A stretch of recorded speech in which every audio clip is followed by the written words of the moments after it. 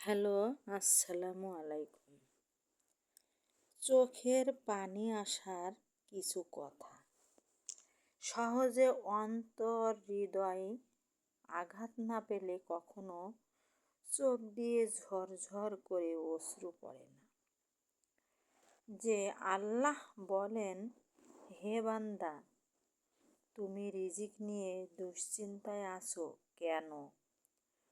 তুমি ভাবছো আগামীকাল কি হবে, কিভাবে চলবে তোমার জীবন, অথচ আমি তো আসমান ও জমিনের রব। আমি পাখিদের রিজিক দেই, আমি সমুদ্রের গভীরে লুকানো মাছগুলো কেউ খাওয়াই। তুমি নিশ্চিত থাকো, তোমার রিজিক আমি তোমার জন্মের আগেই লিখে রেখেছি। তুই বান্দা শুধু আমার উপর ভরসা রাখ। সবার অচেনা হয়ে যাবে, তখনও আমি তোমার পাশে থাকব, তোমার রব। আল্লাহ সব সময় এইভাবে বান্দাদের পাশে থাকেন এবং পাশে থেকেও আল্লাহ বলে যে, হে আমার বান্দারা, এত টেনশন, এত চিন্তা, এত পেরেশানি করেও কি পাবে? পাবে না। তো তাই আমার উপর ভরসা রাখো, আমার উপরে বিশ্বাস রাখো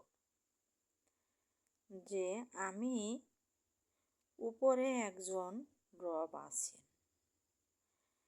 আমি যদি না ফিরে তাকাই, হে আমার বান্দারা, তোমরা যতই টেনশন করো, যতই পরিশ্রম করো, তোমরা কখনোই পাবে না। তাই অযথা দৌড়াদৌড়ি, অযথা টেনশন পেরেশানি, অযথা কষ্ট করে কোনো লাভ নাই। সামনের দিকে এগাও, যা কিছু দেয়ার মালিক আমি আছি। পারবে না তোমার কোনো বান্দা, পারবে না তোমার কোনো আত্মীয় স্বজন, কেউ কষ্ট খণ্ডাতে পারবে না। একমাত্র খণ্ডাতে পারে এই যে আমি, এই উপর আল্লাহ একমাত্র পারে রব। তোমরা রবের ওপর বিশ্বাস রাখো, রবকে কখনো ভুলো না, ভুলে যেও না। তো এইভাবে বিশ্বাস না হারা হয়ে নিজের মনের ভিতরে আন্তরিকতা রাখো এবং শক্তি রাখো। নিজেকে কখনো দুর্বল রাখা যাবে না, দুর্বল করা যাবে না যে আমি এত পরিশ্রম করছি কেন হচ্ছে না, কি হয়েছে, এমন বলা যাবে না। বলতে হবে উপরে তো একজন আছে, তিনি তো দেখছেন, উনির কাছে কোনো লোকানো ছাপানো লাগে না।